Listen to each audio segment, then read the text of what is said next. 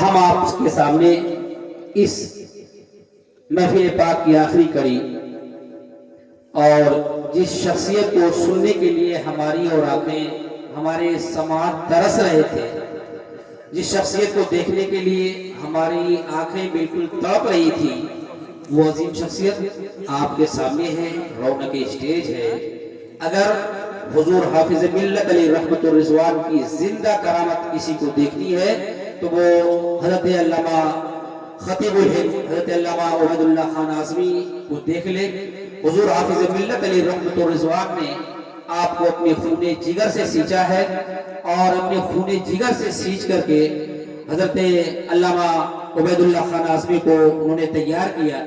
ابھی آج کی محفل میں حضور فرما رہے تھے کہ ایک جلسے میں گیا تھا اور جب حضور حافظ ملت علیہ رحمت الرضوان اسٹیج پہ آئے تو حضور نے یہ فرمایا تھا، یہ لوگوں میں اپنے ساتھ تقریر کی مشین لے کر کے آیا ہوں۔ کیا فرمایا حضور حافظ ملت نے؟ لوگوں میں اپنے ساتھ تقریر کی مشین لے کر کے آیا ہوں۔ اور اس عمر میں، اس بڑھاپے میں بھی ابھی حضور نے یہ فرمایا کہ یہ مشین اس 22 سال کی جوان عمر سے چلتی تھی، آج اس بڑھاپے میں بھی وہ مشین چل رہی ہے اور انشاءاللہ العزیز میری آخری سانس تک یہ مشین چلتی رہے گی، اس مشین کو کوئی روک نہیں سکتا۔ تو حضور حافظ ملت علیہ رحمت الرضوان کی زندہ کرامت عبید اللہ خان اعظمی، حضور حافظ ملت علیہ رحمت الرضوان نے اپنے خون جگر سے خطیب الہند کو سینچا ہے۔ خطیب الہند آپ کے کارنامے بہت ہی عظیم ہیں۔ عید میلاد النبی پہ جو آپ چھٹیاں مناتے ہیں، سرکاری جو چھٹیاں ہوتی ہیں پارلیمنٹ میں رہتے ہوئے، یہ چھٹی خطیب الہند کی دین ہے جو نبی پاک صلی اللہ علیہ وآلہ وسلم کے نام پہ اس ہندوستان میں دی جاتی ہے۔ آپ نے اس چھٹی کو پاس کروایا تھا اور آپ کی محنت سے وہ چھٹی پاس ہوئی تھی۔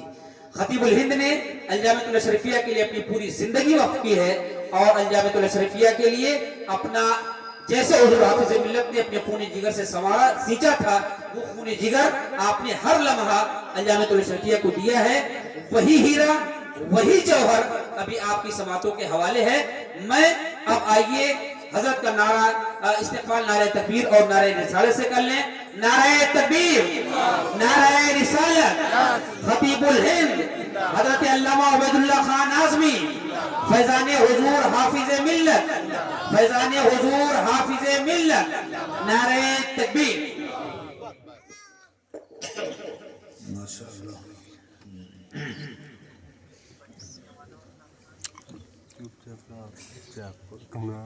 الحمدللہ، السلام علیکم ورحمۃ اللہ وبرکاتہ۔ نحمدہ ونصلی علی حبیبہ الکریم۔ الحمدللہ، الحمدللہ وکفی وسلام علی عبادہ الذین اصطفی، اما بعد، اعوذ باللہ من الشیطان الرجیم، بسم اللہ الرحمن الرحیم۔ الذی خلق الموت والحیاۃ لیبلوکم ایکم احسن عملا وہو العزیز الغفور۔ آمنت باللہ، صدق اللہ العلی العظیم۔ درود پاک پڑھ لیجئے۔ اللہم صلی علی سیدنا و مولانا محمد معدن الجود والکرم وآلہ واصحابہ وبارک وسلم، صلاۃ و سلام علیک یا رسول اللہ وسلم علیک یا حبیب اللہ۔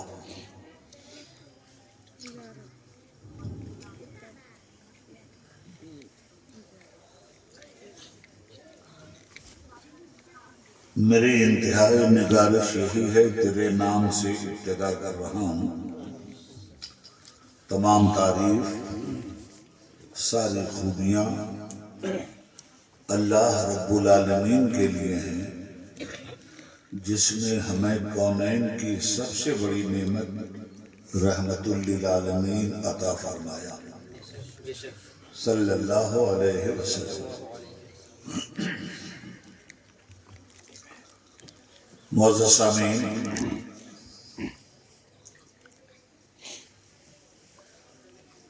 آج آپ کے گاؤں میں، آپ کی دھرتی پر، آپ کے بیچ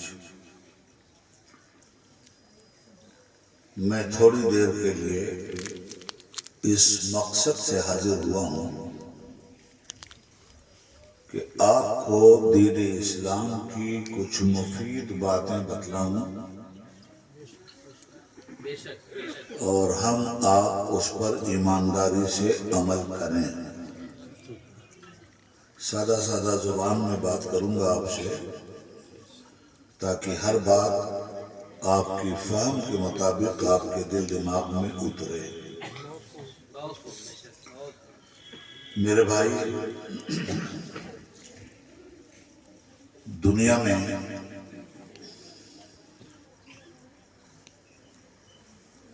ہم لوگوں کو ہمارے رب نے امت خیر بنا کر بھیجا ہے، بہترین امت۔ امت کہتے ہیں جماعت، کلمہ پڑھنے والی قوم بہترین امت ہے، اور اس امت کو کام دیا گیا ہے۔ ظاہر ہے کہ دنیا میں دو چیزیں ہمیشہ چلتی رہتی ہیں۔ ایک چیز کا نام ہے فرض، اور دوسری چیز کا نام ہے حق۔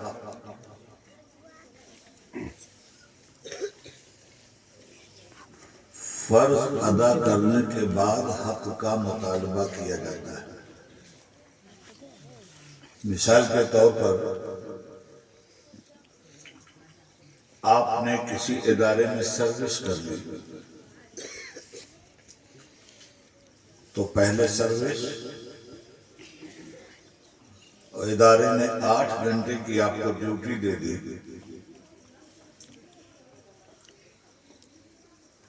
اور 25,000 روپیہ آپ کی تنخواہ طے کی۔ 8 گھنٹے ڈیوٹی کیجیے، مہینہ بھر، اور 25,000 روپیہ آپ کو حق المحنت دیا جائے گا۔ تو حق المحنت بعد میں، فرض ادا کرنا پہلے۔ جو فرض ہی نہیں ادا کرتا وہ حق کا حقدار بھی نہیں ہوتا۔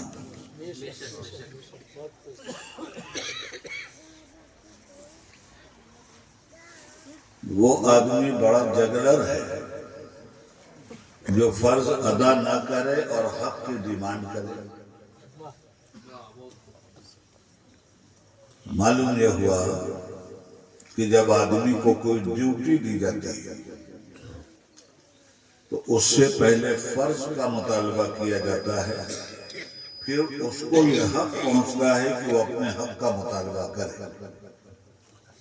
یہی ہو رہا ہے دنیا میں، نہیں یا اس کے علاوہ بھی کچھ ہو رہا ہے؟ تو جب دنیا نے اتنا قانون بنا رکھا ہے تو دنیا کو پیدا کرنے والے نے کوئی قانون نہیں بنایا ہوگا؟ بنایا ہے نا۔ اور اس قانون پر عمل کرنے والی قوم کا نام کیا ہے؟ مسلمان۔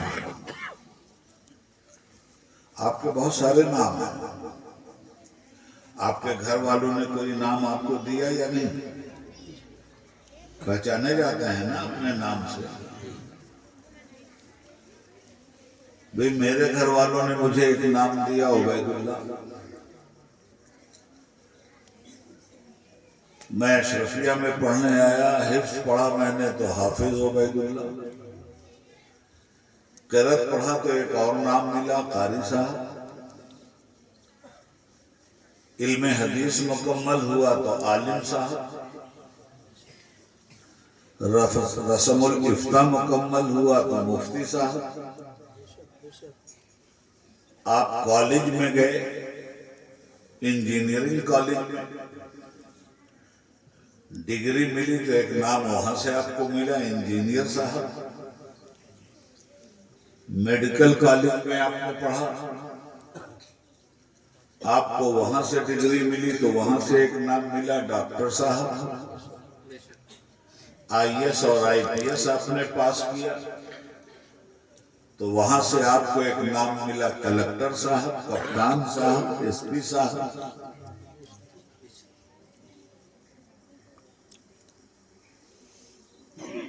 میں پارلیمنٹ پہنچا تو مجھے ایک نام ملا ایم پی صاحب۔ غرض یہ کہ زندگی کے جتنے بھی ادارے ہیں ان اداروں سے جب بھی کوئی پڑھ کے نکلتا ہے تو ادارے بھی اس کو ایک نام دیتے ہیں۔ جو پڑھا رہا ہے وہ ماسٹر صاحب، اور آگے بڑھا تو لیکچرر صاحب، اور آگے بڑھا تو پروفیسر صاحب،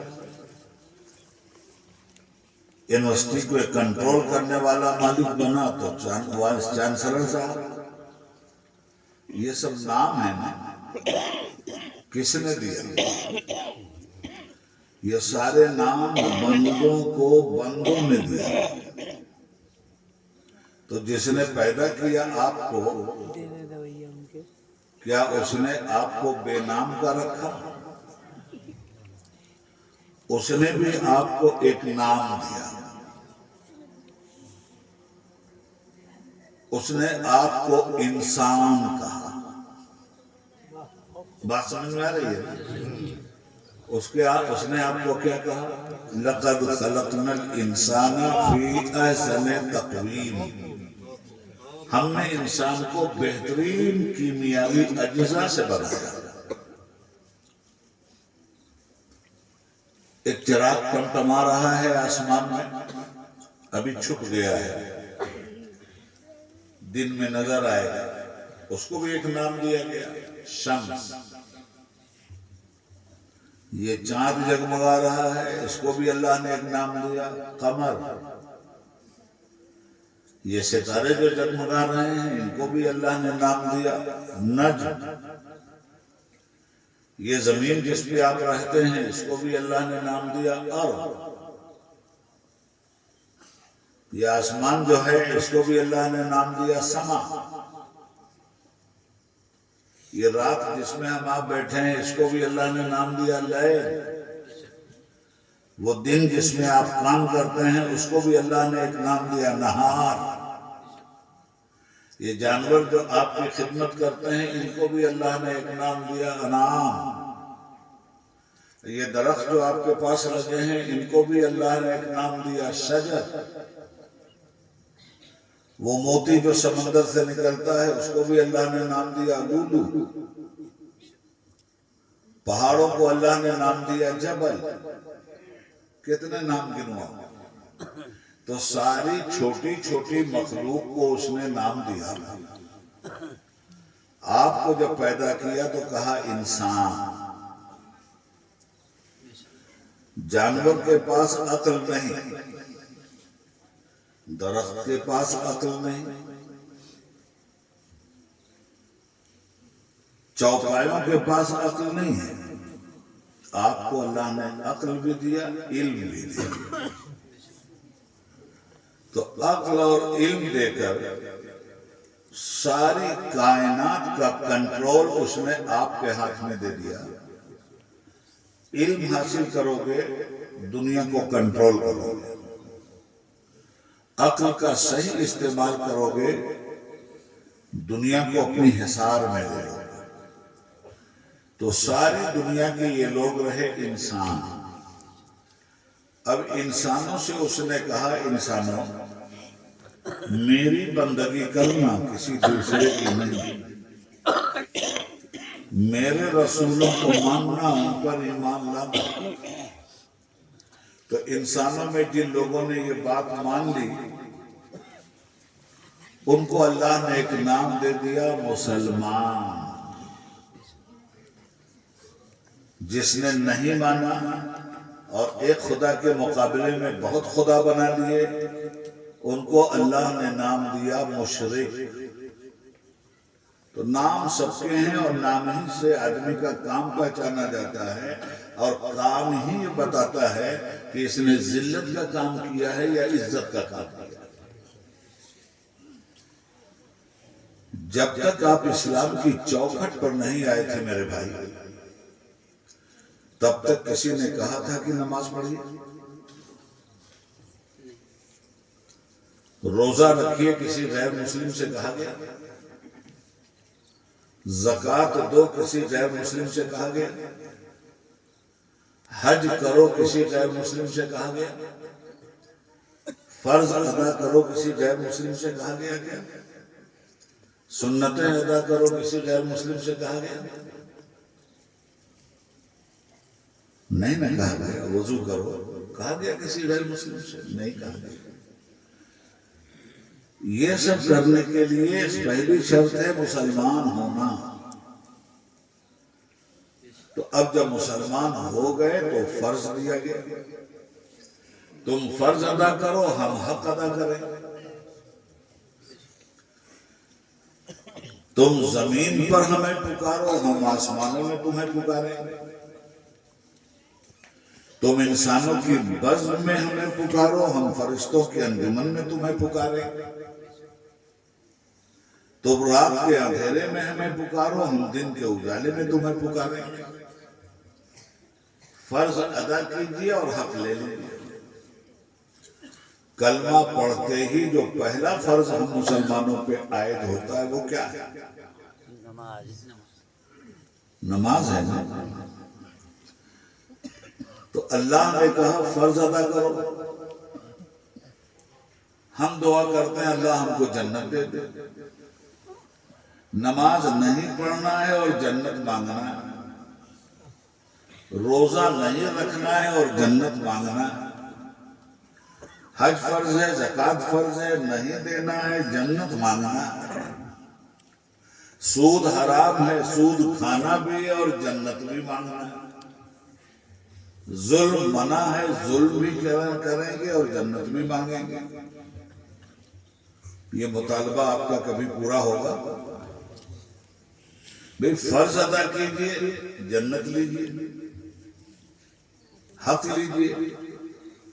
جنت ہی چاہیے اگر آپ کو تو جنت کی کنجی کہاں ہے؟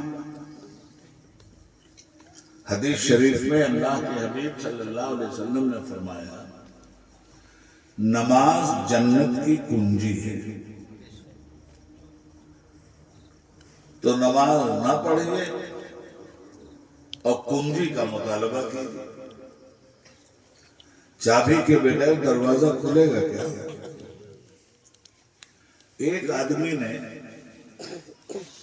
22ویں منزل پہ بہت خوبصورت محل بنایا. دروازہ بند, نیچے سے اوپر چلے. مکان آپ کا ہے, جانا بھی آپ کو ہے, بنا بھی آپ کے لیے. مگر جب آپ گئے مکان کے پاس تو چابی بھول گئے. آپ ہی کا مکان ہے, آپ اپنے مکان میں داخل ہو سکتے ہیں. چابی تو چاہیے نا. جنت مسلمان کے لیے بنی ہے تو مسلمان کو اپنے گھر میں جب جانا ہے تو چابی لے کے جانا چاہیے. اب کتنے مسلمان ہیں جو چابی لے کے جا رہے ہیں؟ جمعہ کے دن آتے ہیں چابی مانگنے, مسجد میں جگہ نہیں, 7 دن غائب, پھر جمعہ میں آ گئے. مجھے ایک بات بتاؤ کہ یہ جمعہ کی نماز فرض کس نے کی؟ آپ سیدھا جواب دو گے اللہ تعالیٰ نے. اور جمعہ کے دن بڑی تیاری سے آپ جاتے ہیں نماز پڑھنے کے لیے. دکان بند، مکان بند، جلدی جلدی نہاؤ، اذان ہو رہی ہے، ارے جلدی چلو، جلدی بھاگو. چھوٹے چھوٹے بچوں کو لے کے جاتے ہیں. کتنے سچے اور اچھے مسلمان ہیں. کیا تیاری ہے آپ کی جمعہ کی نماز میں؟ کتنے خوش عقیدگی کے ساتھ آپ نماز کے لیے جاتے ہیں آپ، اس میں کوئی شک نہیں. اسی جمعہ کے دن 4 گھنٹے کے بعد عصر کا وقت ہو جاتا ہے. اب کوئی بھاگنے کے لیے تیار نہیں. تو یہ جمعہ کی نماز کس نے آپ پہ فرض کی؟ تو آپ کہیں اللہ تعالیٰ. تو عصر کی نماز کس نے چھوڑوائی آپ سے؟ تب کیا کہیے گا؟ اللہ تعالیٰ. جمعہ کی نماز کے لیے آپ نے اللہ اور رسول کی بات مانی. عصر کی نماز جب چھوڑا تو کس کی بات مانی؟ اللہ رسول کی بات مانی یا اللہ رسول کے دشمن شیطان کی بات مانی؟ تو ہفتے میں ایک وقت آپ اللہ رسول کی مانیں اور نمازیں چھوڑ کر پورا ہفتہ شیطان کے غلام بن جائیں اور پھر کہیں یا اللہ جنت دے دے. اور آج کل تو لوگ بہت سستی جنت بانٹ رہے ہیں. لوگ جنت کے ٹھیکیدار بھی گھوم رہے ہیں، جہنم کے دروگا بھی بن کے گھوم رہے ہیں. جس کو چاہا جنت پہنچا دیا، جس کو چاہا جہنم پہنچا دیا. غصہ ہو گئے تو مسلمان کو کافر بنا دیا اور خوش ہوئے تو حرام خور کو انداتا بنا لیا. تو آج کل تو یہ سب چل رہا ہے. مگر سیدھی بات یہ ہے کہ آپ مسلمان ہیں تو مسلمانوں والا کام نہ ہونا چاہیے. آپ مجھے ایک بات بتاؤ، یہ بابری مسجد جو ٹوٹی تو آپ کو تکلیف ہوئی تھی کہ نہیں؟ ہوئی تھی نا. آج بھی آپ کا بس چلے تو وہیں بابری مسجد بنائیں گے کہ نہیں؟ بنائیں گے. جس دور میں موقع ملے گا بنائیں گے ضرور. کعبہ میں بت رکھ دیے گئے تھے، تب بھی کعبہ ہی تھا. یہ اور بات ہے کہ اللہ کا سجدہ نہیں ہو رہا تھا، بتوں کی پوجا ہو رہی تھی. مگر ایک دور آیا نا، باطل خدا نکالے گئے، سچے خدا کی عبادت ہو رہی ہے. تو ٹوٹی تو آپ کو تکلیف ہوئی، آج بھی تکلیف ہے، آپ ہونی بھی چاہیے. تو جن لوگوں نے توڑا، کتنی بار توڑا؟ بار کئی بار میں توڑے. ایک بار، ایک دن میں توڑا. ایک بار نہیں توڑے تھے جنگلی. ایک بار توڑا ہے اور ایک دن میں توڑ کے اس کو برابر کرا. تو وہ تو کلمے کے غدار لوگ ہیں، تب نہ توڑا. آپ تو کلمے کے وفادار ہیں نا. اگر میں ثابت کر دوں کہ انہوں نے ایک بار توڑا تھا اور جو نماز نہیں پڑھتا مسلمان وہ 5 بار توڑتا ہے، روز توڑتا ہے. جنٹر چال کرو جلدی سے. ہاں کوئی بات نہیں، آپ لوگ درود شریف پڑھتے رہیے. واجب. کوئی بات نہیں. سنو، کام کی بات ہے، غور سے سن لو. دیہات کا مجمع ہے. میں اگر اپنے موڈ میں بولوں گا تو کوئی کچھ سمجھنے والا نہیں ہے. یا بولوں تابش خنجر احساس کی آغوش میں جتنی بھی تمنائیں ہیں وہ مجھے مجروح نظر آ رہی ہیں، اور ساز ہستی سے جتنی بھی آواز نشاط اٹھ رہی ہے وہ بار ناکامی پہم سے دبتی چلی جا رہی ہے.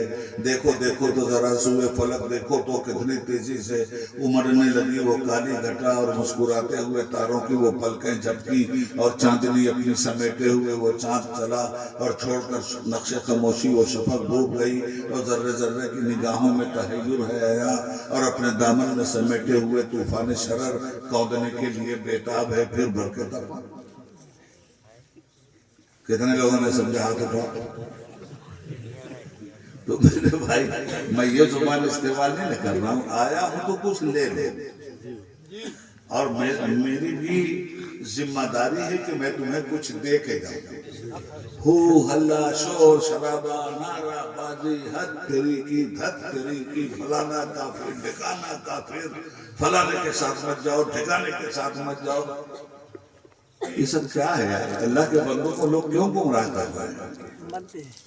سنو غور سے سنو اور اللہ اور رسول کی بات سنو. ان باتوں میں کوئی دم نہیں ہے جو باتیں کی جاتی ہیں. ان باتوں میں دم ہے. حضرات میں نے ایک آیت پڑھی ہے قرآن پاک کی اور وہی سمجھاؤں گا. سورہ ملک ہے 29ویں پارے. سورہ ملک کی دوسری آیت کی میں نے تلاوت کا شرف حاصل کیا ہے. اللہ تعالیٰ فرماتا ہے الذی خلق الموت والحیات لیبلوکم ایکم احسن عملا. اے انسانوں ہم نے موت اور حیات کو کیوں پیدا کیا؟ وہ ہم سے پوچھتا ہے خود ہی جواب دیتا ہے. ہم نے موت اور حیات کو اس لیے پیدا کیا ہے کہ اسی کے بیچ میں تھوڑے دن تم کو ہم رکھیں اور رکھنے کے بعد ہم تمہارا امتحان لیں گے کہ تم میں اچھے عمل کا مالک کون ہے. یہ کس نے کہا؟ اللہ نے نا. موت اور حیات کے بیچ ہی میں ہیں نا ہم لوگ. لائی حیات آئی قضا لے چلی چلے اپنی مرضی سے نہ آئے تھے نہ اپنی مرضی سے جا رہے ہیں. تو اس بیچ میں اللہ کہتا ہے کہ ہم تمہیں آزمائیں گے کہ تم میں کون اچھے عمل کا مالک ہے. وَهُوَ الْعَزِيزُ الْغَفُورُ. بے شک اللہ تعالی زبردست بھی ہے اور معاف کرنے والا. دیکھو ایک آیت میں دو بات ہے. عزیز الغفور زبردست غفور ہے بخشنے والا بھی ہے. کیا مطلب؟ جو اچھے عمل کریں گے ان کے لیے تو غفور ہے اور جو برے عمل کریں گے ان کے لیے زبردست. اللہ صرف رحیم نہیں نہ ہے, اللہ صرف کریم ہی نہیں ہے, اللہ جبار بھی ہے, اللہ قہار بھی ہے. ہم پڑھتے ہیں الرحمن الرحیم, رحیم ہے تو, کریم ہے تو آگے مالکیوں میں دین بھی تو ہے. غلط کرو گے تو پکڑیں گے بھی تو ہم اس دنیا میں آئے ہیں, پہلے ہم یہ طے کر لیں کہ ہم کس حیثیت سے جینا چاہتے ہیں. سبھی نہ جی رہے ہیں, ہم کس حیثیت سے جینا چاہتے ہیں.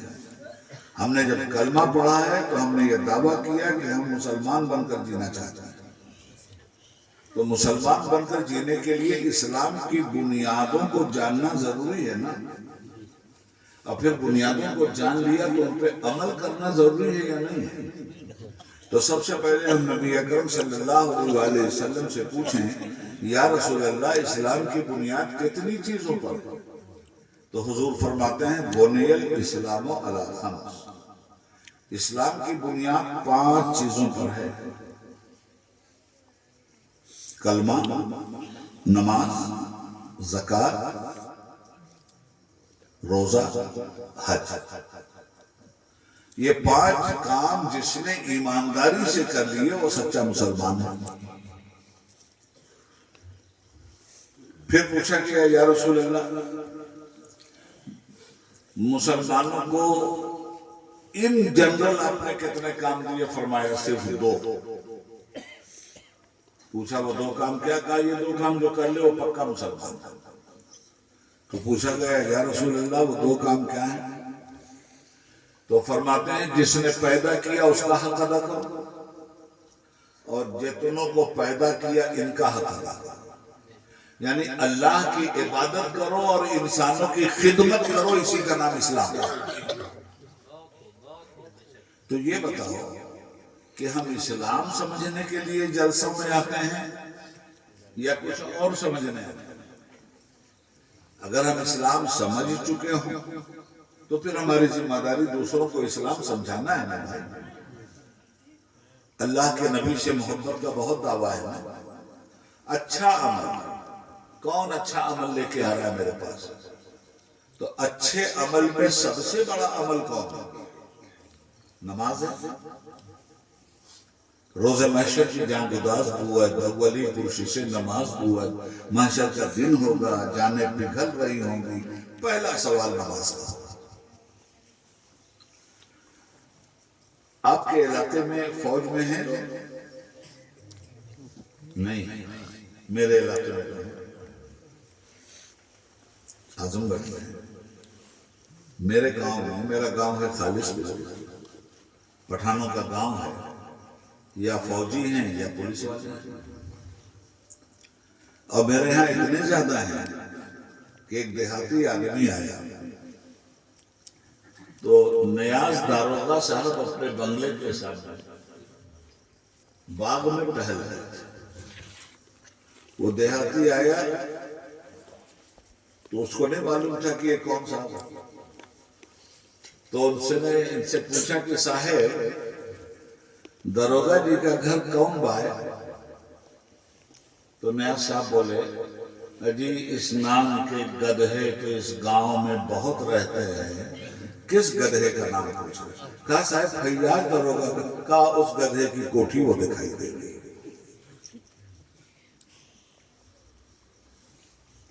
یہ فوج میں گئے لوگ تو کیا فوج کا جرنل آیا تھا اور آپ کی گردن پکڑ کے زبردستی لے گیا کہ آپ کو فوج میں چلنا ہے؟ بولیے. نہیں. پولیس میں جو آدمی گیا اس کو کوئی جبرن لے کے گیا ہے کہ پولیس میں چلنا ہی پڑے گا ورنہ مار ڈالیں گے؟ جو بھی پولیس کی نوکری کرنے گیا اپنی مرضی سے گیا. جو بھی فوج کی نوکری کرنے گیا اپنی مرضی سے گیا. نوکری نہیں ملی تو ناراض ہوا، نوکری کے لیے پاپڑ بیلتا رہا کہ کسی طرح مجھے پولیس میں جگہ مل جائے، کسی طرح مجھے فوج میں جگہ مل جائے. ہے نا یہی سچائی؟ اچھا مل گئی تو گیا تھا اپنے گھر کا کرتا پائجامہ یا کوٹ پتلون پہنے، مگر جب وہاں پولیس کی ڈیوٹی ملی تو کیا ڈیوٹی وہ کوٹ پتلون پہن کے کرے گا؟ کرتا پائجامہ پہن کے کرے گا؟ مبارک پور اور مئو کی لنگی پہن کے کرے گا؟ نہیں نا بھائی. اس کا ایک ڈریس ہے نا، اس ڈریس کو پہننا پڑے گا، اس کی استری کرنا پڑے گا، اسے کڑک کر کے رکھنا پڑے گا، اس پہ داغ نہیں ہونا چاہیے، اس پہ شکن نہیں پڑنی چاہیے، اس کو جو پیٹی باندھنے کو ملی وہ کالی نہیں پڑنی چاہیے. یہ ساری کنڈیشن ہے نا. تو جب تک نہیں گیا تھا اتنی کنڈیشن تھی کیا اس پر؟ مگر جب پولیس میں انٹر ہو گیا، فوج میں داخل ہو گیا تو اب تو اس کا جو رول ہے اس کو فالو کرنا پڑے گا. یہ جاڑے کی رات ہم سکڑ کے بیٹھے ہیں، کوئی چادر اوڑھ کے بیٹھا ہے، کوئی گھر میں بیٹھا ہے، کوئی آگ کا الاؤ جلا کے بیٹھا ہے، اور پولیس والا روڈ پہ کھڑا رات میں ڈیوٹی دے رہا ہے. بے پناہ ٹھنڈک ہے، روڈ پہ کھڑے ہو کے ڈیوٹی دے رہا ہے. جب تک نہیں گیا تھا پولیس میں روڈ پہ کھڑا تھا، اور اب پولیس میں جانے کے بعد اگر روڈ پہ نہیں کھڑا ہوگا تب سسپینڈ ہو جائے گا نا، سزا ملے گی نا. فوج میں جب تک نہیں گیا تھا کسی نے چائنا کے بارڈر پہ بھیجا تھا اس کو، مگر فوج میں جانے کے بعد اب یہ کہے گا نہیں وہاں بڑی سردی پڑ رہی میں نہیں جاؤں گا، نہیں وہ ادھر سے گولی آ جائے گی دشمن کی میں نہیں جاؤں گا، کہے گا. ابھی جب اتنا ہی ڈر تھا گولی سے تو آیا کہے کے لیے فوج میں؟ کام دیا گیا، ڈیوٹی دی گئی، نہیں کرے گا کورٹ مارشل ہو جائے گا. یہ دنیا کا قانون ہے نا. تو کسی نے آپ سے کہا تھا کہ آپ مسلمان ہو جائے، زبردستی کیا تھا کیا کسی نے؟ کسی نے گردن پکڑ کے دبوچا تھا آپ کو کہ نہیں آپ کو مسلمان ہونا ہی پڑے گا، یا آپ اپنی مرضی سے ہوئے ہیں؟ اسلام کو کہتا ہے لا اکراہ فی الدین، دین میں کوئی زبردستی نہیں. آپ کو کسی نے زبردستی تو مسلمان نہیں بنایا نا، آپ اپنی مرضی سے نہ مسلمان بنے. تو جب تک اسلام میں آپ داخل نہیں ہوئے तब तक न कपड़े के बारे में आपसे डिमांड की गई थी, न उठने बैठने, न खाने पीने की, न मस्जिद में जाने की।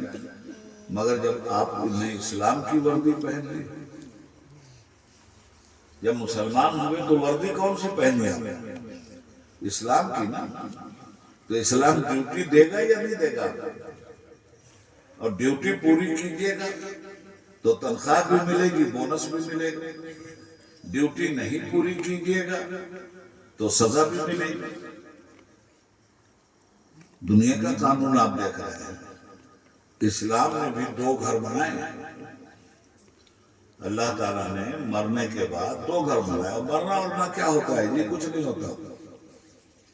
किधर मरता है आदमी? कुरान में है कुल्लु नफ्सिन जायकातुल मौत, इंसान को मौत का मजा चखना है। तो मजा चखने से कोई मरता है क्या? और मजा की कोई हकीकत है क्या? खा लो मिठाई, जुबान ने मजा चखा, कर दो कुल्ली, मजा आए। यही हाल बहुत है। एक लम्हा के लिए आती है, मजा चखा देती है, तो उसके बाद गायब हो जाती है। तो कब्र में जाते हो तो भी तो जिंदा होना। भाई ये 3 सवाल किससे हो रहा है? मन रब्बुका, मा दीनुका, मा तक़ूलू फ़ी हक़्क़ि हाज़ा रजुल। फरिश्ते पूछते हैं तुम किसको खुदा कहते थे, तुम्हारा दीन क्या था, तुम हुजूर के बारे में क्या कहते थे? 3 सवाल होंगे। तो सवाल ये पैदा होता है कि ये सवाल किससे हो रहा है? मुर्दा से होता है कि नहीं? सवाल तो जिंदा से होता है ना। तो जो यहाँ मर गया था, अभी दफन करके आप आए नहीं कि वहीं जिंदा है, वहीं जवाब दे रहा है। नाकाम हुए और जाने जब यहाँ से जाएंगे तो किसी घर में जाएंगे। अल्लाह ने 2 घर बनाए। एक का नाम है जन्नत, एक का नाम है जहन्नम। ये जितने लोग भी हैं जाते हैं, इन्हीं 2 घरों में से किसी एक घर में जाएंगे। तो अगर जन्नत में जाना है तो अल्लज़ी खलक़ल मौत वल हयात लियब्लुवकुम अय्युकुम अहसनु अमला। हमने तुम्हारे लिए इम्तिहान की जगह इस दुनिया को बनाया है कि हम तुम्हारा इम्तिहान लेंगे कि तुम में अच्छा अमल करके जन्नत का मालिक कौन बनना चाहता है। तो मामला तो अच्छे अमल की है। और सबसे अच्छा अमल क्या है? नमाज। नमाज का काम क्या है? इन्ना सलाता तन्हा अनिल फहशाए वल मुनकर। ये बुराइयों को मिटा देती है, ये बेहयाइयों को मिटा देती है। आप 5 वक्त की पढ़ के तो देखो। सुबह में गए, जाके सुभानक अल्लाहुम्मा, अल्लाह तू पाक है, वो बिहम्दिका, हम तेरी तारीफ करते हैं। वो तबारक अस्मुका, तेरा नाम बड़ा बरकत वाला है। वो तआला जद्दुका, तेरी जात बहुत बड़ी है। वो ला इलाहा गैरुका, तेरे अलावा हम किसी को खुदा नहीं मानते। उसके बाद फिर कहते हो अल्हम्दुलिल्लाह रब्बिल आलमीन, सारी तारीफ अल्लाह तेरे लिए है। अर्रहमानिर रहीम, तू रहीम भी है, रहमान भी है, दयालु भी है। मालिक यौमिद्दीन, हम क़यामत के दिन से डरते हैं मालिक, तो उस दिन का पकड़ने वाला भी है। इय्याका नअबुदु व इय्याका नस्तईन, हे अल्लाह हम सिर्फ तेरी इबादत करते हैं और सिर्फ तुझी से मदद चाहते हैं। इहदिनस सिरातल मुस्तकीम, हमें सीधे रास्ते पे चला हमारे मालिक। सिरातल लज़ीना अनअमता अलैहिम, उस रास्ते पे चला जिस पर तूने लोगों पे इनाम किया। गैरिल मग़दूबि अलैहिम वला द्दाल्लीन, हम उस रास्ते पे नहीं चलना चाहते जो गुमराह हो गए, जिस रास्ते पे चल के लोग या तेरे अजाब का शिकार हो गए। यही ना कह रहे हो नमाज में? तो आप बताओ कितनी ऊंची बातें कह रहे हो नमाज में। अच्छा गए अल्लाह के पास, देखो बुराई बेहयाई कैसे मिटती है और अच्छा अमल कैसे बनता है। खूब अच्छी तरह समझना बात, कैसे मिटती है। नमाज का पहला सबक क्या है? हुजूर ने फरमाया कि नमाज में हम तुम्हें पहला सबक ये दे रहे हैं कि इस तरह अदा करो गोया तुम खुदा को देख रहे हो।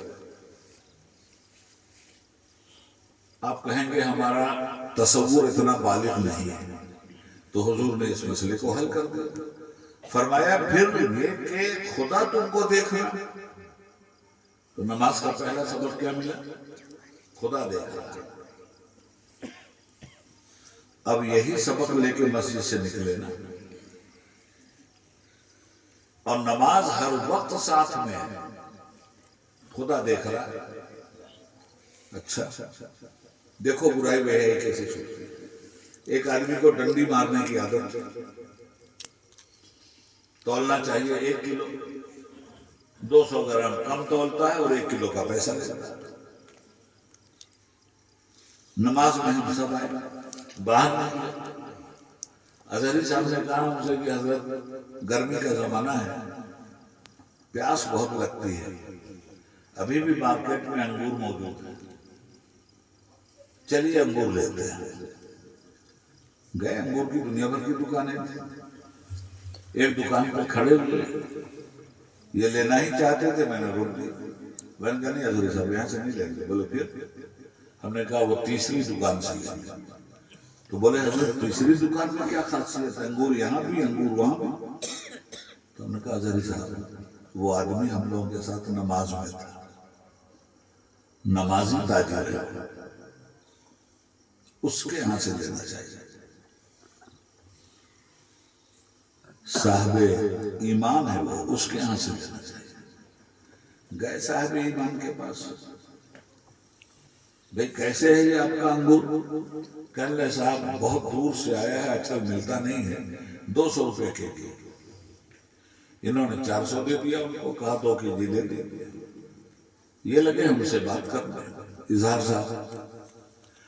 اب وہ نمازی صاحب نے دیکھا کہ یہ دونوں تو بات میں مگن ہیں، 400 مل گیا تھا، 2.25 کلو تول دیا اور ٹھونگے میں پکڑا دیا۔ اسی وقت نماز کان پکڑتی ہے کہ تو نے نماز کو کیا بیوقوف آدمی تماشا سمجھا؟ نماز کا پہلا سبق تھا کہ خدا دیکھ رہا ہے۔ ارے بے ایمان، جو خدا تجھے سجدہ کرتے ہوئے دیکھ رہا تھا وہی خدا تجھے بے ایمانی کرتے ہوئے دیکھ رہا ہے۔ ہل جائے گا آدمی، چھوڑ دے گا ڈنڈی مارنا۔ تجارت ہمارے سرکار نے بھی کی، اور تجارت ہی سمجھائی ہے، اور تجارت ہی سنت ہے، اور تجارت ہی کرنے میں برکت بھی ہے۔ حضور نے کیا ہے تجارت۔ آپ اپنا مال لے جائیے مارکیٹ میں، ایمانداری سے بیچیے، دیکھیے برکت ہوتی ہے کہ نہیں ہوتی۔ اللہ رسول جیسے کہتے ہیں ویسے بیچیے، دیکھیے برکت ہوتی ہے کہ نہیں ہوتی۔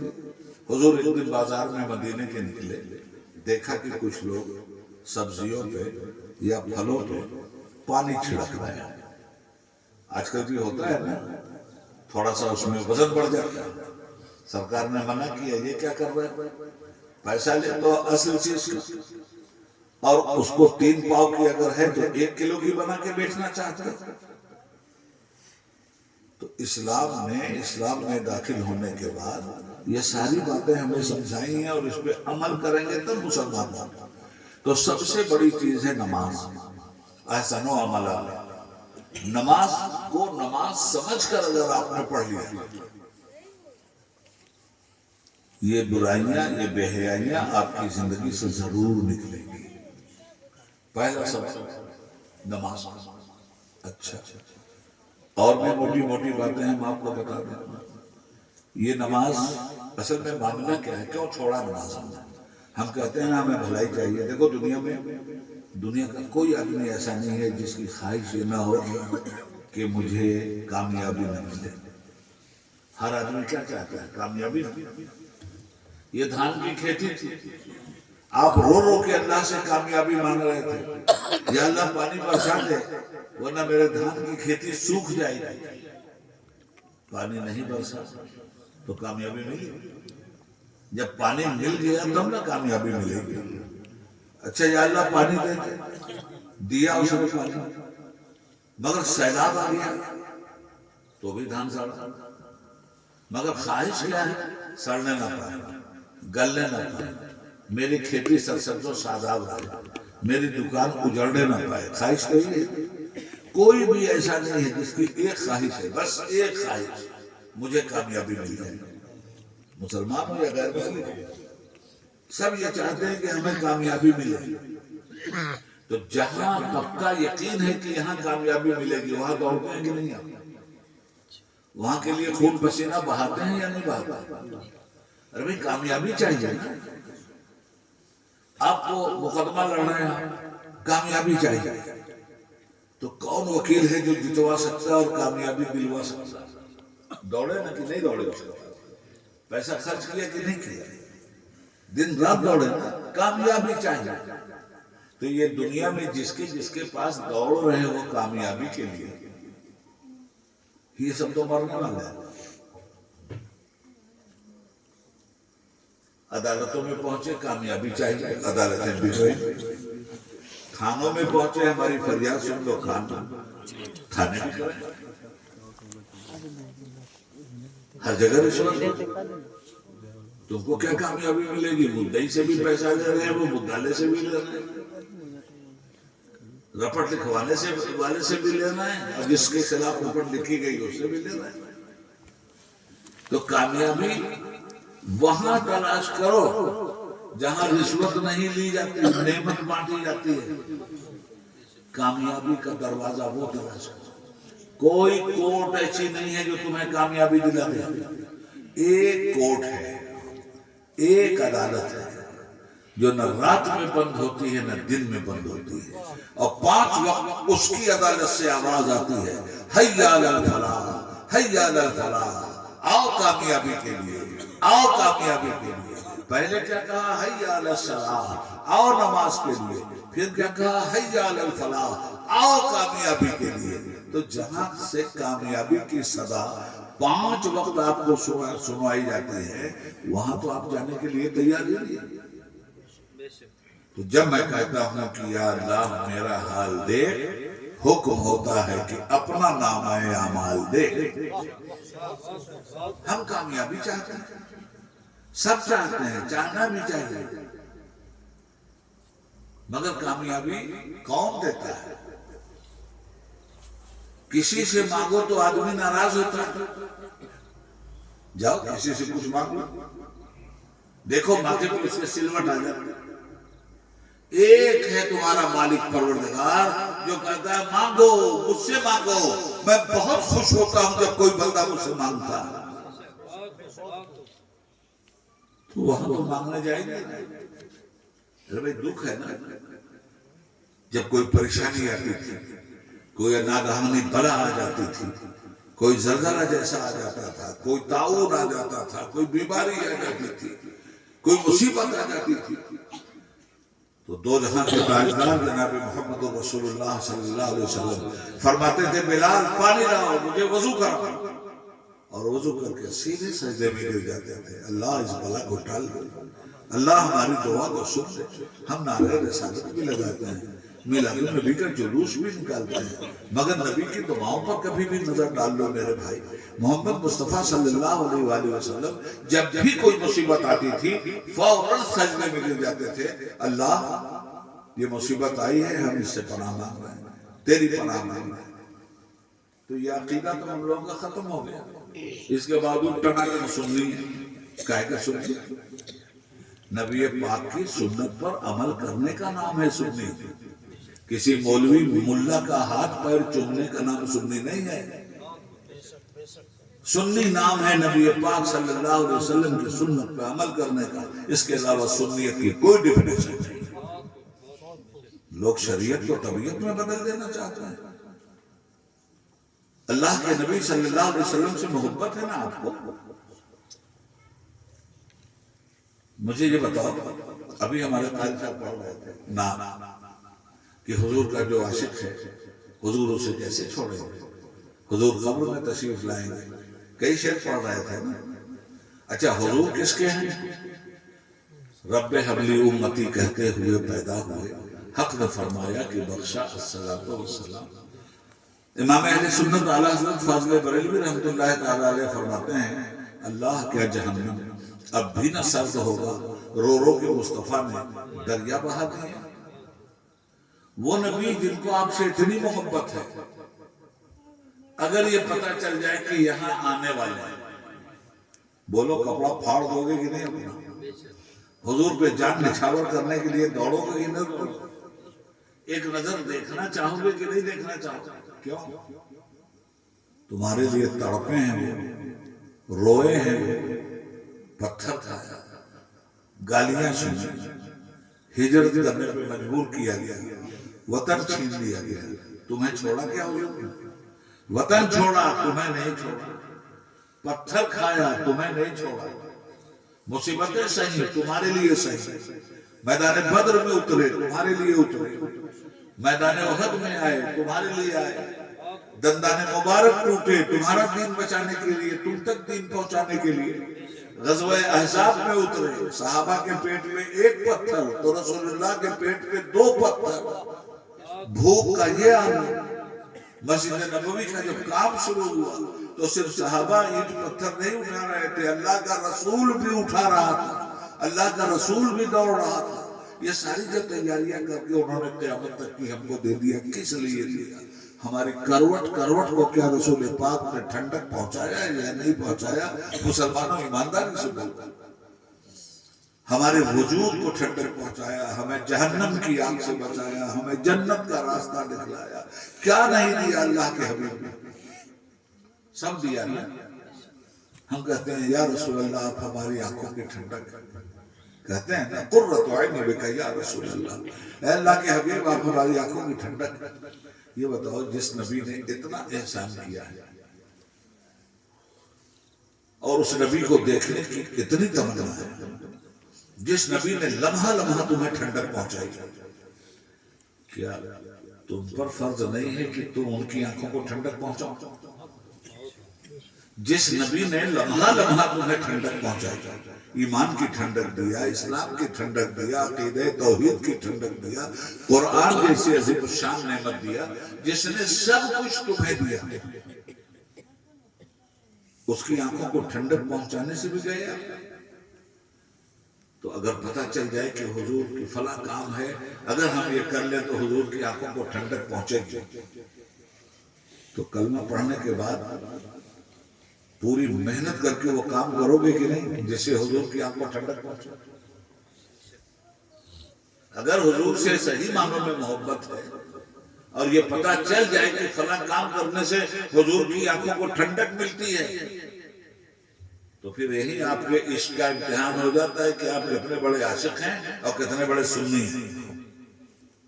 میں بتاؤں ایک کام ایسا ہے جو کر لینے کے بعد جب کرو گے تب رسول اللہ کی آنکھوں کو ٹھنڈک ملے گی۔ خود ارشاد فرماتے ہیں قرۃ عین فی الصلاۃ، نماز میں میری آنکھوں کی ٹھنڈک ہے۔ اب ہو عاشق رسول تو چھوڑو گے نماز؟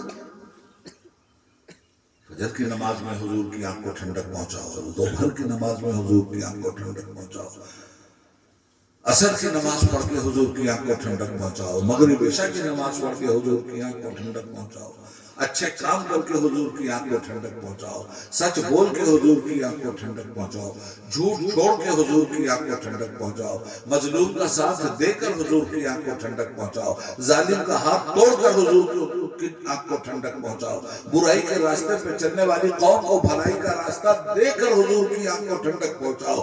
قدم قدم پر اللہ کے رسول کی آنکھ کو ٹھنڈک پہنچانے کے راستے خود رسول اللہ نے کھولے ہیں۔ نیک کام کرو میری آنکھ کو ٹھنڈک پہنچے گی، میری سنت پہ عمل کرو میری آنکھ کو ٹھنڈک پہنچے گی، اللہ اور رسول کی راہ پر ایمانداری سے چلو میری آنکھ کو ٹھنڈک پہنچے گی، تب ہو تم مسلمان نا۔ کلمہ پڑھیں گے نماز نہیں پڑھیں گے، آئیے ٹناٹن سن لی، کس کو دھوکہ دے رہے ہو؟ کیوں دھوکہ دے رہے ہو؟ جلوس نکالیں گے میلاد النبی کا، میں یہ نہیں کہتا کہ مت نکالو، ضرور نکالو، مگر ڈی جے بجا کر نہیں، ناچتے ہوئے نہیں، ہنستے ہوئے کھلکھلاتے ہوئے نہیں، کفار و مشرکین کی طرح ہلڑ بازی کرتے ہوئے نہیں، جلوس ہی نکالنا ہے، باوضو نکالو، درود پڑھتے ہوئے چلو، سلام پڑھتے ہوئے چلو، اور جہاں نماز کا وقت آ جائے جلوس کو روک دو، وہی نماز پہلے ہے جلوس بعد میں۔ یہ اسلام کی باتیں کون کرے گا؟ آج مسلمانوں کے جو حالات ہیں، ایسے حالات میں مسلمانوں کو یہ باتیں سمجھانے کی ضرورت ہے کہ نہیں؟ حضور فرماتے ہیں قرۃ عینی فی الصلاۃ، نماز میری آنکھوں کی ٹھنڈک ہے۔ سب سے اچھا عمل نماز ہے۔ کلمہ پڑھتے ہی نماز فرض ہو جاتی ہے، ہاں مگر سارے مسلمانوں پہ نہیں فرض ہوتی۔ کچھ لوگ تبلیغ کرتے ہیں نا کہ سارے مسلمانوں پہ نماز فرض ہے، میں کہتا ہوں سارے مسلمانوں پہ نماز فرض نہیں ہے۔ نابالغ مسلمان پر نماز فرض ہے؟ جو مسلمان پاگل ہو گیا ہو، جس کی عقل ساقط ہو گئی ہے، اس پہ نماز فرض ہے؟ پاگل مسلمان پر نماز فرض نہیں، نابالغ بچے پر نماز فرض نہیں۔ نماز فرض ہے عاقل بالغ مسلمان پر، نابالغ مسلمان پر نماز فرض نہیں، پاگل مسلمان پر نماز فرض نہیں۔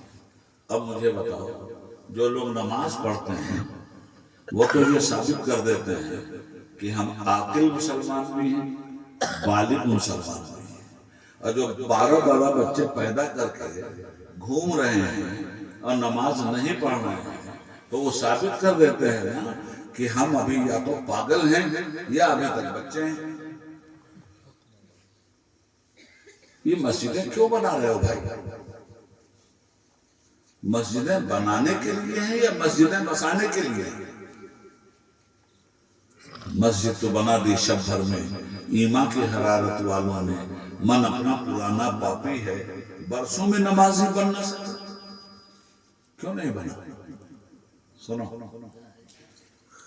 بغداد شریف کا نام سنا؟ جہاں بڑے پیر رہتے ہیں، غوث الاعظم، محبوب ربانی، غوث سمدانی، شہباز لامکانی، سیدنا عبدالقادر جیلانی رحمت اللہ تعالیٰ علیہ۔ بغداد شریف میں ایک بادشاہ گزرا ہے، اس کا نام ہے ہارون رشید۔ بات خوب سمجھ میں آ رہی ہے نا؟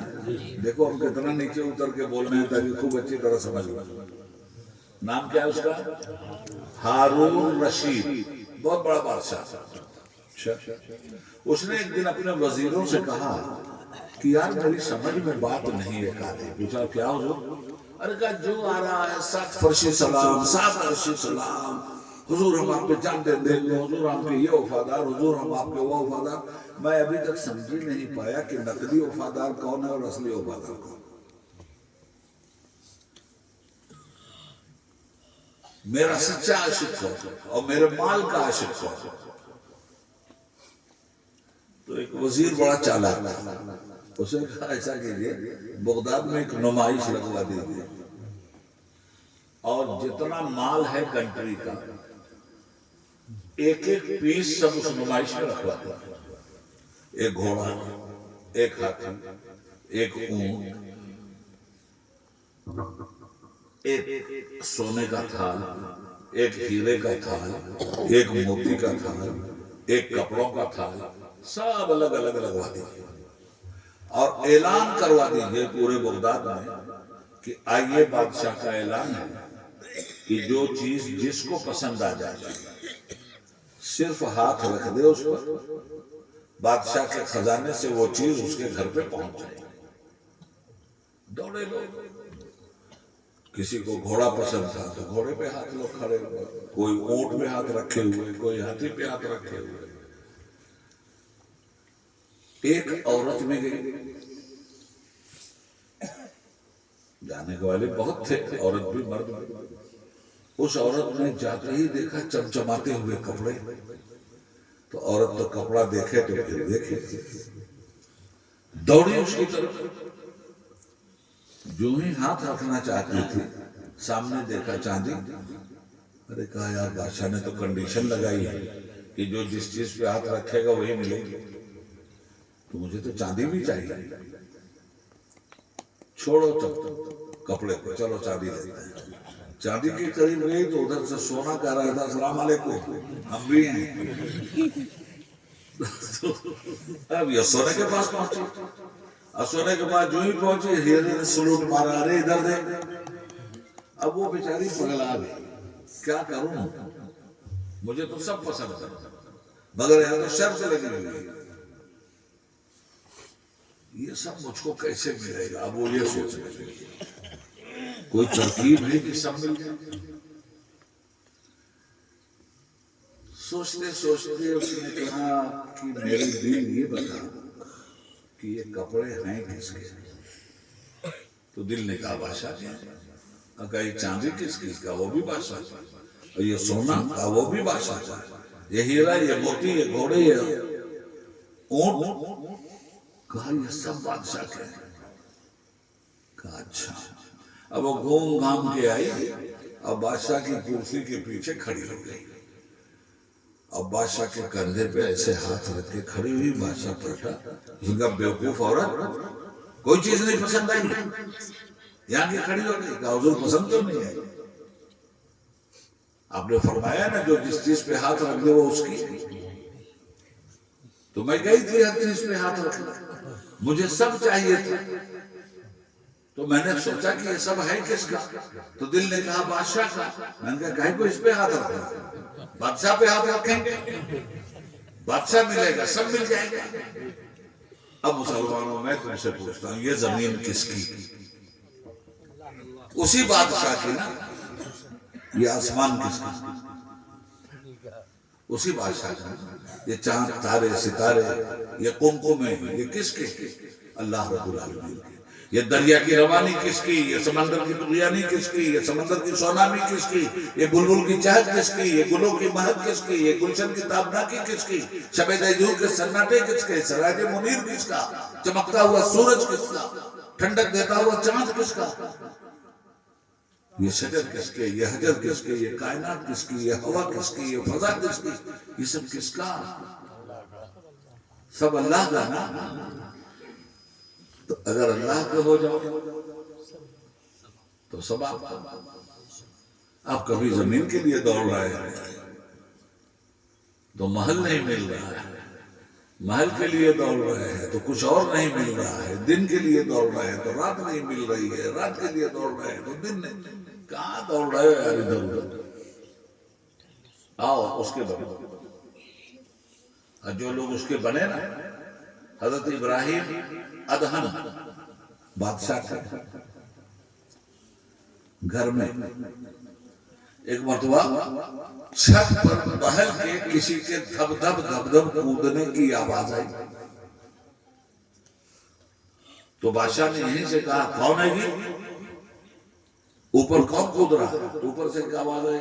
ارے صاحب میرا اونٹ غائب ہو گیا، میں اپنا اونٹ تلاش کر رہا ہوں. کہا میری چھت پہ اونٹ ملے گا؟ تو کہا محل میں تجھے خدا ملے گا. ایسی لگی چوٹ دل پہ، بادشاہ کو شاہ چھوڑا جا کے دریا دجلہ کنارے بیٹھ گئے. اب لوگ روتے رہے، منت کرتے رہے، سماجت کر رہے، گدڑی چل رہی. ارے حضور آئی، مملکت سے پہلے کہا یار جاؤ، مجھے نہیں جانا. سرکار چلیے نا. کہا اچھا چلو. تو جو گدڑی چل رہے تھے نا اس کی سوئی اٹھایا اور دریا میں پھینک دیا. کہا یہ سوئی لا کے مجھے دے دو، میں چلتا ہوں، سنبھالتا ہوں تمہاری بادشاہ. کہا حضور یہ سوئی کیسے دے سکتا ہوں، یہ تو ناممکن ہے. کہا اچھا. ایک آواز لگایا مچھلیوں میری سوئی لاؤ. وہ دما دم مچھلیاں کود کود کے باہر، ہر مچھلی کے منہ میں سونے کی سوئی. فرمایا نہیں مجھے یہ نہیں چاہیے، مجھے میری سوئی چاہیے. فرمایا تم انسان ہزار طرح کے نافرمان، کیا میں تم پہ حکومت کروں؟ یہ دیکھو اللہ کے بندے، یہ دیکھو جنگل کے دریا کی مچھلیوں کو. سمجھانا کیا چاہتا ہے؟ سمجھانا یہ چاہتا ہوں میرے بھائی، اللہ تعالیٰ کہتا ہے میرا بندہ جب عبادت اور نوافل کے ذریعے اپنی منزل طے کرنے لگتا ہے تو ایک وقت آتا ہے اللہ کہتا ہے میں اپنے بندے کا ہاتھ بن جاتا ہوں جس سے وہ پکڑتا ہے، میں اپنے بندے کی زبان بن جاتا ہوں جس سے وہ بولتا ہے، میں اپنے بندے کا کان بن جاتا ہوں جس سے وہ سنتا ہے، میں اپنے بندے کی آنکھ بن جاتا ہوں جس سے وہ دیکھتا ہے. حدیث شریف میں یہاں تک ہے کہ میں اپنے بندے کا پاؤں بن جاتا ہوں جس سے وہ چلتا ہے. تو پاؤں بن جاتا تو کیا پاؤں بن گیا؟ نہیں، اب تک پیر میں ہے۔ دنیا میں جو جسم کو طاقت دی جانی چاہیے تھی اس طاقت کا پیر تھا، مگر اب اللہ کی طرف سے ایکسٹرا پیر آ گیا ہے۔ اب اس پیر کی طاقت وہ ہے کہ پہاڑ پہ اگر مار دے تو پہاڑ ٹوٹ کر کے رائی ہو جائے، اس پیر میں وہ طاقت آ جاتی ہے۔ میں اس کی آنکھ بن جاتا ہوں جس سے وہ دیکھتا ہے۔ حضرت عمر رضی اللہ تعالیٰ عنہ مدینہ طیبہ میں منبر نبی پر جمعہ کا خطبہ دے رہے ہیں۔ مسلمانوں کی فوج لڑنے کے لیے غیر مسلموں سے گئی ہوئی، ابھی تک پتہ نہیں چلا کہ فوج کا حل کیا۔ حضرت ساریہ کپتان ہے اسلامی فوج کے۔ حضرت عمر خطبہ دے رہے ہیں، خطبے ہی میں ایک بیت فرماتے ہیں، یا ساریہ الجبل، یا ساریہ الجبل، یا ساریہ الجبل۔ ساریہ پہاڑ کی طرف دے، ساریہ پہاڑ کی طرف دے۔ صحابہ پریشان کہ ساریہ 1000 میل کی دوری پہ ہے، جنگوں یا مدینہ طیبہ میں بیٹھ کر کے جمعہ کے خطبے میں کہہ رہے ہیں ساریہ پہاڑ کی طرف دے۔ لوگوں نے وقت نوٹ کر لیا۔ اللہ فرماتا ہے میں اس کی آنکھ بن جاتا ہوں جس سے وہ دیکھتا ہے۔ یہ ہے وہ آنکھ، نوٹ کر لیا کہ فلاں دن حضرت عمر نے جمعہ میں ساریہ کو پکارا تھا۔ بعد میں خبر آئی کہ اسلامی فوج کامیاب ہو کر مدینہ طیبہ لوٹ رہی ہے، اور جب جناب ساریہ کامیاب ہو کر مدینہ طیبہ لوٹے تو صحابہ نے ان سے کہا ساریہ فلاں دن فلاں تاریخ جمعہ کے خطبے میں تمہارا نام لے کر حضرت عمر کہہ رہے تھے یا ساریہ الجبل، ساریہ پہاڑ کی طرف دے۔ کہنے لگے حضرت ساریہ خدا کی قسم، حضرت عمر کی آواز 1000 میل کی دوری پر بھی میرے کان سے ٹکرا رہی تھی۔ دشمن کی فوج پہاڑ کے اوپر آ کر، ہم نیچے تھے، ہم پر حملہ کر کے پیش ڈالتی، حضرت عمر نے وہیں سے کمان کیا یا ساریہ الجبل، ساریہ دیکھ وہ فوج آ رہی ہے۔ میں نے جب دیکھا اور فوری طور پر کمان سنبھالا اور دشمن کو پسما کر دیا۔ میں اس کی آنکھ بن جاتا ہوں جس سے وہ دیکھتا ہے۔ یہ ہے وہ آنکھ۔ حضرت جنید بغدادی رضی اللہ تعالیٰ عنہ، یہ غوث پاک کے پیروں میں، ان کے پاس ایک غیر مسلم آیا، یہودی، اسلام پڑھ کے آیا، قرآن اور حدیث پڑھ کے آیا تھا، زبردست عالم بن گیا تھا قرآن و حدیث کا، مگر مسلمان نہیں تھا۔ حضرت کے پاس آیا، سنو غوث، اور حضرت سے کہتا ہے حضور ایک حدیث نہیں سمجھ میں آ رہی ہے۔ فرمایا کیا؟ اس نے کہا حضور نے فرمایا ہے کہ مومن کی فراست سے بچو، وہ اللہ کے نور سے دیکھتا ہے۔ حضور اس حدیث کا کیا مطلب؟ گریبان پکڑ لیا دوستو۔ کہ اس حدیث کا مطلب یہ ہے کہ تو اپنا کفر چھوڑ، اسلام سے رشتہ جوڑ اور مسلمان ہو جائے۔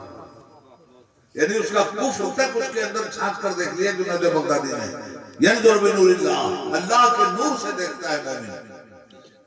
تو مسلمانوں اس نے عمل پیدا کیا، اللہ ہو گیا تمہارا، سب تمہارا ہے۔ اور آگے بڑھو، موٹی موٹی باتیں اصل میں نے مجمع دیکھا، مولانا بھانپ لیا، کہنا کیا ہے مجھے، یہ ضروری باتیں کہنی ہے مجھے۔ نماز کہاں کہاں آپ کے کام آتی ہے؟ اورنگزیب عالمگیر کا نام سنا ہے؟ بادشاہ کا، اتنی بڑی حکومت ہندوستان میں کسی کی نہیں تھی اتنی بڑی اورنگزیب کی۔ اورنگزیب ملک امبر سے بہت پریشان تھا، ساؤتھ اورنگ آباد، ادھر اس نے پریشان کر رکھا تھا، اور ادھر قلعہ گولکنڈہ وہ فتح کرنا چاہتا تھا، جو حیدرآباد میں ہے، جہاں سے میں آیا ہوں، کل میں وہاں بول رہا تھا، مگر فتح نہیں ہو رہا تھا قلعہ۔ اورنگزیب پہلے جنرل تھے، اپنے باپ کے زمانے میں فوج کے جنرل تھے، گورنر۔ جب باپ کا تختہ الٹا انہوں نے تو قلعے پہ قبضہ کیا، لال قلعے پہ، اور جب کوئی حکومت نئی آتی ہے تو پرانی حکومت کے جتنے بھی افسر ہوتے ہیں سب کو ہٹا دیتے ہیں اور اپنی مرضی کے افسر لاتے ہیں، ہے نا؟ انہوں نے بھی اپنے باپ کے زمانے کے جتنے افسر تھے، جتنے منسٹر تھے، سب کو نکال باہر کیا، بھاگو یہاں سے، سب نکل کے جانے لگے۔ اسی میں ایک بہروپیہ تھا۔ بہروپیہ سمجھتے ہیں؟ یہ بھی آپ کا گیہوں جب کٹتا ہے نا تو کچھ آتے ہیں، کہیں بندر بن کے آتے ہیں، کہیں کچھ کر رہے ہیں، بھیس بدل کے آتے ہیں۔ بہروپ کے معنی بہروپیہ جانتے ہوں گے آپ۔ تو ایک بہروپیہ تھا، ڈرامہ روز کرتا تھا، بادشاہ کا دل بہلاتا تھا۔ تو اس نے کہا حضور مجھے تو مت نکالیے۔ کہا بھائی کیوں نہیں نکالوں تجھ کو؟ کہا حضور میں ہوں بہروپیہ، میں روزانہ نئے نئے ڈرامے کرتا ہوں، آپ کے باپ کا دل بہلاتا تھا، آپ کا بھی بہلاؤں گا۔ کہا سن بہروپیے، وہ بہروپیوں کا دور تھا، میں نے سب بہروپیوں کو نکالا، تو بھی نکل گیا۔ وہ بھی آ گیا تاؤ میں۔ اس نے کہا سنو اورنگزیب، دھوکہ دینے میں میرا جواب نہیں ہے، میں بہروپیہ ہوں۔ کہا کیا کر لے گا؟ کہا کر لے گا، ایک دن ایسا آئے گا اورنگزیب کہ تجھے بھی دھوکہ دوں گا میں، اب تو دھوکہ کھائے گا۔ اورنگزیب بھی اکڑ گئے، بولے جا اگر کسی دن تو مجھے دھوکہ دینے میں کامیاب ہو گیا نا، میں دربار کی نوکری واپس تجھے دے دوں۔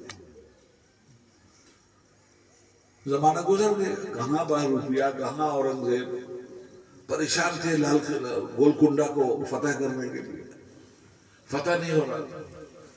آئے دلی اسی زمانے میں، تو درباریوں نے کہا حضور اب قلعہ فتح ہو جائے۔ کہا کیوں؟ کہا جمنا کے کنارے ایک اللہ کا ولی آ کے بیٹھ گیا، پورا دلی جا رہا ہے، جو جا رہا ہے اس کے سر پہ ہاتھ پھیر رہا ہے، دعا قبول۔ حضور چلیے قلعے کے لیے دعا مانگ لیجیے۔ ارے کہا چلو بھائی۔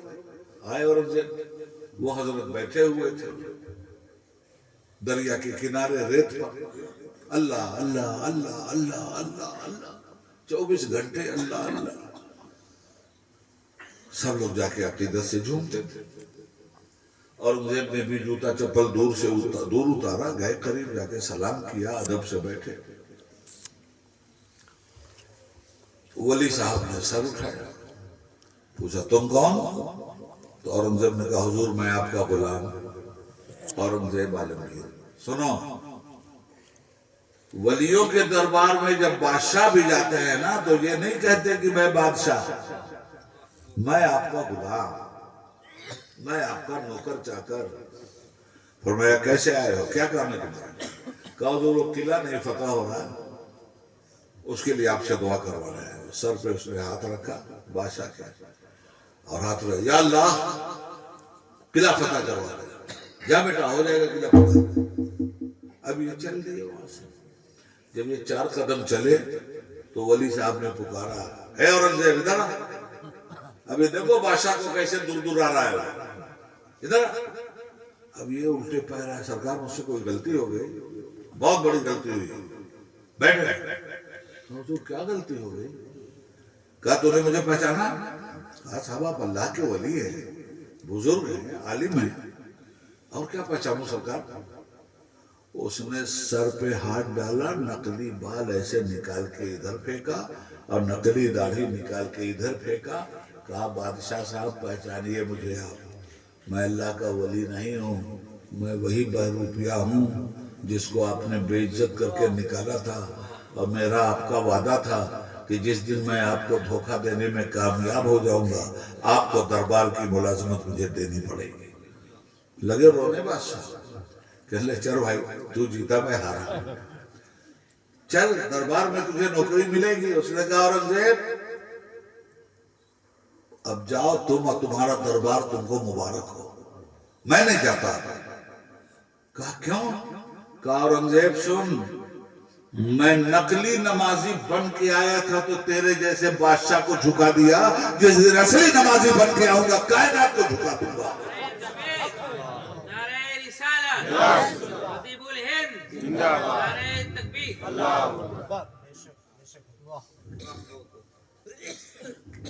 سوچو مسلمانوں، کتنا دور ہو مسجدوں سے، کتنا دور ہو نمازوں سے۔ سب کے ہاتھ میں آج کل ماشاءاللہ ٹن ٹن ہے نا، موبائل ایک سے ایک رنگ بجتی ہے نا سب کے ہاتھ میں. رات میں بھی موبائل کی سوئچ آف نہیں کر رہا ہے آدمی. کیوں؟ ہو سکتا ہے کوئی ضروری فون آ جائے. موبائل 2 کام کرتا ہے، تیسرا کام اس کا کچھ نہیں. چاہے 1500 روپے کا موبائل لو اور چاہے 15 لاکھ کا موبائل لو، کرے گا 2 ہی کام. یا اچھی خبر دے گا یا بری خبر دے گا. آپ یا کسی کو خبر دے رہے ہو یا کسی سے خبر لے رہے ہو. بات ہی نہ کر رہے ہو بھائی. تو جتنی باتیں کی جاتی ہیں یا خوشی دینے والی باتیں کی جاتی ہیں یا غم دینے والی باتیں کی جاتی ہیں، جتنی باتیں سنی جاتی ہیں یا خوشی دینے والی باتیں سنی جاتی ہیں یا غم دینے والی. تو یہ موبائل کا کام 2 ہی ہے، یا خوشی پاس کر دے گا یا غم پاس کر دے گا. رات بھر کھلا ہے. آپ بہت بڑے تاجر، آپ کے 100 ٹرک چلے ہیں بمبئی سے مئو کے لیے، مال آپ کے سب لگے ہوئے ہیں، خوب کمائی ہوتی، رات بھر فون کھلا. ٹھنڈک کی رات ہے، نیند گہری آتی ہے، کوئی جگاوے تو ٹھوکر مارنے کو جی چاہتا ہے، برا لگتا ہے. مگر اسی میں جہاں رن کیا اس نے موبائل نے، توڑ تاڑ کے نیند. ہلو ہے نا؟ کیوں بھائی نیند توڑ دیا؟ موبائل کی آواز پہ نیند جیسی مدھر چیز قربان کر دیا. تو آپ کہیں گے صاحب کیوں نہ کروں؟ ہمیشہ دغدغہ لگا رہتا ہے، کوئی بری خبر تو نہیں ہے. تو اچھی خبر آئی، نیند ٹوٹی، نیند قربان ہو گئی. اچھی خبر آئی تو خوشی سے نہال ہو گئے. بری خبر آئی ہاتھ پہ لگے، رونا دھونا شروع. مسلمان نیند قربان کیا ہے تم نے موبائل کی ایک آواز. کبھی تم نے سوچا کہ 24 گھنٹے میں 5 وقت ایک موبائل سے اور بھی آواز آتی ہے. فجر کے وقت تم کہتے ہو نیند تمہیں پہ آتی ہے، اور صبح کے سویرے موبائل بجتا ہے الصلاۃ خیر من النوم، نماز نیند سے زیادہ بہتر ہے. فجر کی اذان جب ہو رہی ہے سنتے بھی ہو مگر بستر نہیں چھوڑتے ہو، پھر بھی جنت چاہیے.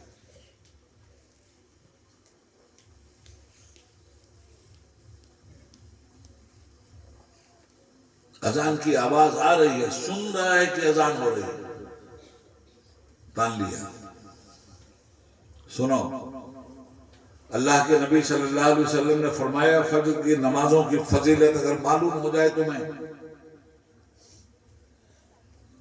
تو نماز تو بہت بڑی بات ہے. اذان کی فضیلت اگر تمہیں معلوم ہو جائے تو اذان دینے پہ کٹ مرو گے تو ایک دوسرے کے مقابلے میں. فجر کی نماز کے وقت اللہ تعالی رزق کا دسترخوان بچھاتا ہے اور اپنے بندوں کو اپنے دسترخوان پر بلاتا ہے.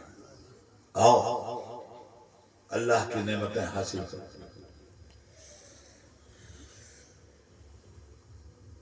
کوئی بادشاہ ایک دسترخوان بچھائے، کون سی نعمت نہیں ہوگی، اور عام دعوت دے دے آئیے اور کھائیے.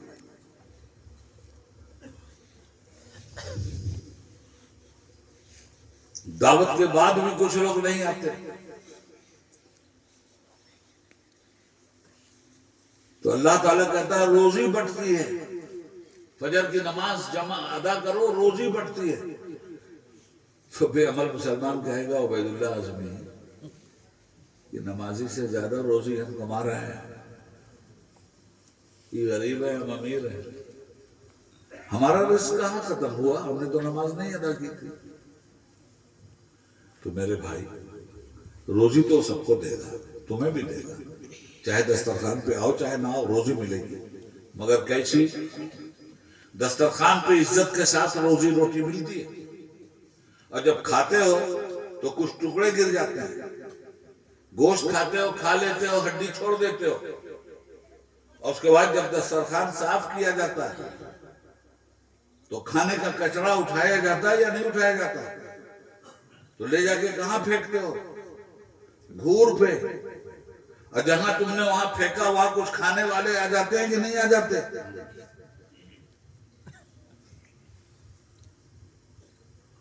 تو بے نمازی ایسا ہی کھانا کھاتا ہے جیسے گھور پہ پھینکا ہوا کھانا ہے اور کچھ کھانے والے آ گئے، نام نہیں لوں گا.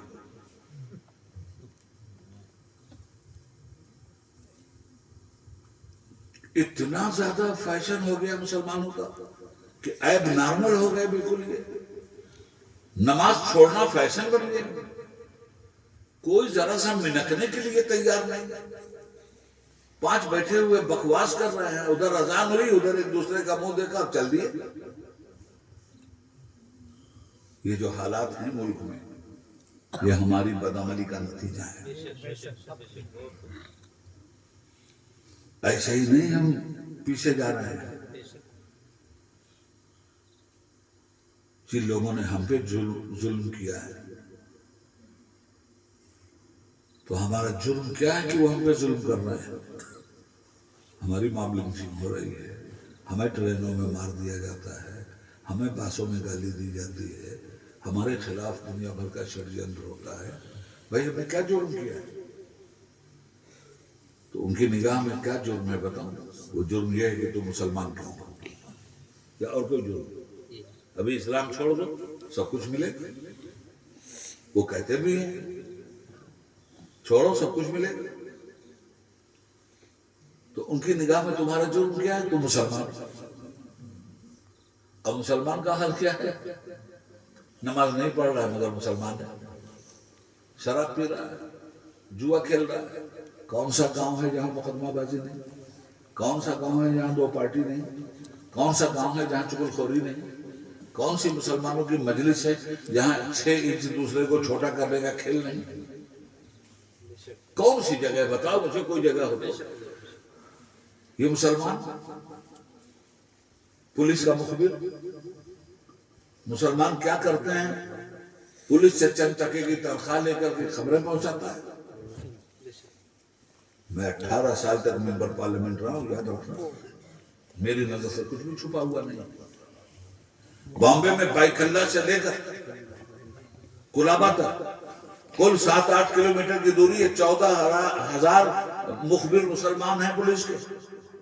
تم کیا کھا رہے ہو وہ رپورٹ کرتے ہیں، تم کس سے بات کر رہے ہو وہ رپورٹ کرتے ہیں، تم کہاں جا رہے ہو وہ رپورٹ کرتے ہیں. ہوا یہی جو رہے گی تو اے نقیب بہار کہاں سے آئیں گی رعنائیاں چمن کے لیے؟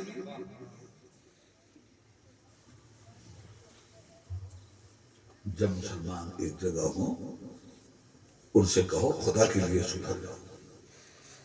ایک گاؤں ہے تمہارا چھوٹا سا، اس میں بھی فساد ہے، کہیں تو صحیح رہو. جہالت کا حال یہ کہ تعلیم سے نہ آشنا.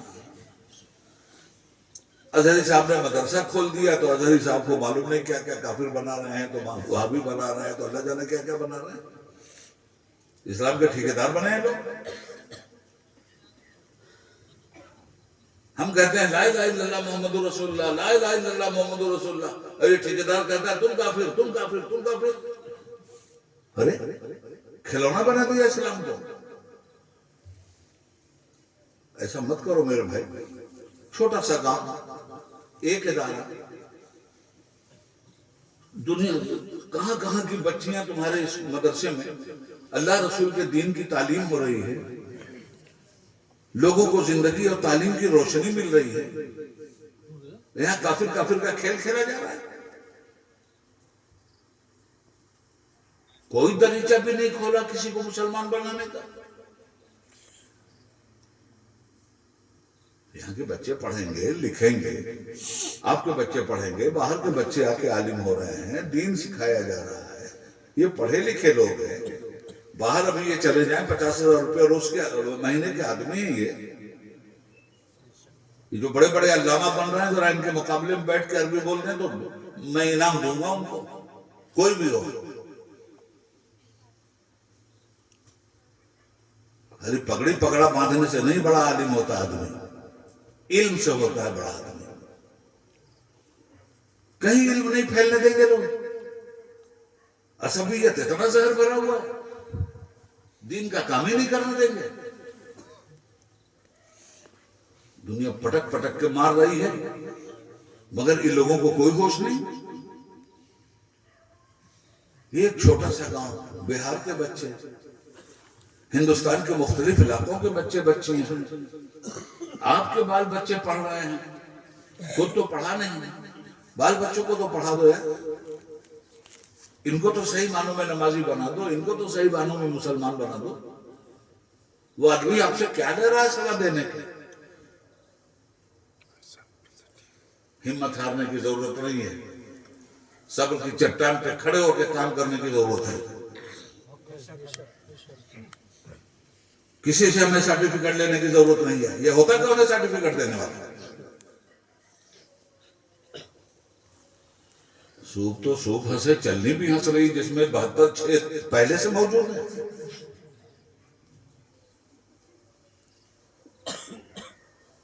डट के आप लोग अपनी मस्जिदों को आबाद कीजिए, अपने बच्चों को दीन पढ़ाइए। ये जितनी बातें मैंने अब तक आपसे की हैं,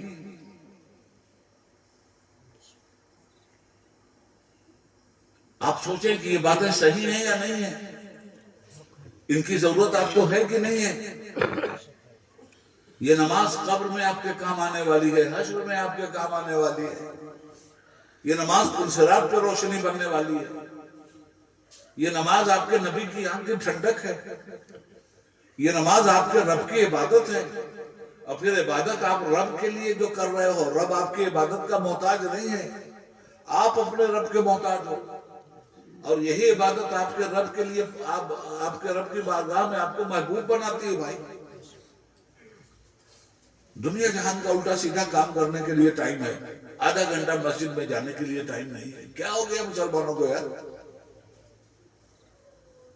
क्या रोना हो रहा है? दुनिया की निगाह में आपका जुर्म यह है कि आप मुसलमान हैं, और अगर इसी तरह से बदअमली रही तो कब्र में जाने के बाद मुनकर नकीर कहेंगे कि तुम तो मुसलमान थे ही नहीं जमीन पर। तो यहां भी मारे गए, वहां भी मारे गए। जमीन के ऊपर इसलिए मारे जाएं कि मुसलमान, और जमीन के नीचे इसलिए मारे जाएं कि मुसलमान थे कब। तो मेरे भाई, आला हजरत इमाम अहले सुन्नत फाजिल बरेलवी रहमतुल्लाह अलैह फरमाते हैं, आज ले उनकी पनाह, आज मदद मांग उनसे, कल न मानेंगे क़यामत में अगर मान गया। उन्हें जाना, उन्हें माना, न रखा गैर से काम, लिल्लाहिल हम्द में दुनिया से मुसलमान गया। आला हज़रत फरमाते हैं कि दिन लहू में खोना तुझे, शब सुबह तक सोना तुझे, शर्मे नबी खौफे खुदा ये भी नहीं वो भी नहीं। कहां खड़े हैं मेरे भाई? आखिरी बात आपसे कह के मैं रुखसत होना चाहूंगा, जो इस पूरी तकरीर का निचोड़ है, और आज मैंने इस ढंग से तकरीर की है कि जैसा देश वैसा भेष। भाई, मुझे कसम खुदा की बहुत अच्छे लोग हैं, कितनी ईमानदारी से सुन रहे हैं आप, कितने सुकून से सुन रहे हैं आप। कहीं नाराबाजी हुई? कोई गुंजाइश है नाराबाजी की? दुनिया भर की हवाई उड़ाते हैं, इधर से खड़ा होता है, नहीं छोड़ेंगे गौस का दामन, तो दूसरा वाला कंपटीशन में उधर से खड़ा होता है, मैं इससे कम हो क्या, नहीं छोड़ेंगे ख्वाजा का दामन।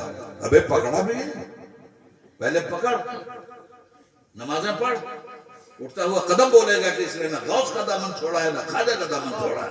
नमाज पढ़ता नहीं, कहता नहीं छोड़ेंगे गौस का दामन, धोखा दे रहा है।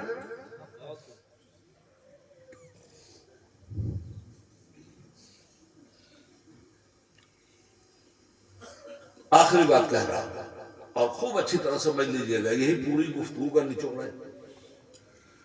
उसी हारून रशीद की बात कर रहा जिसने नुमाइश लगाई थी। एक बहुत अक्लमंद आदमी थे उसके जमाने में, उनका नाम था बहलोल दाना। उन्हीं से वो मशवरे लेता था। वो मुरीद थे हजरत इमाम मूसा काजिम علی جدہ علیہ السلام. حضرت موسیٰ کاظم بھی بغداد میں رہتے تھے اور بادشاہ بھی بغداد میں. موسیٰ کاظم رسول اللہ کی اولاد صلی اللہ علیہ وسلم. حضرت امام جعفر صادق علیہ السلام کے بیٹے.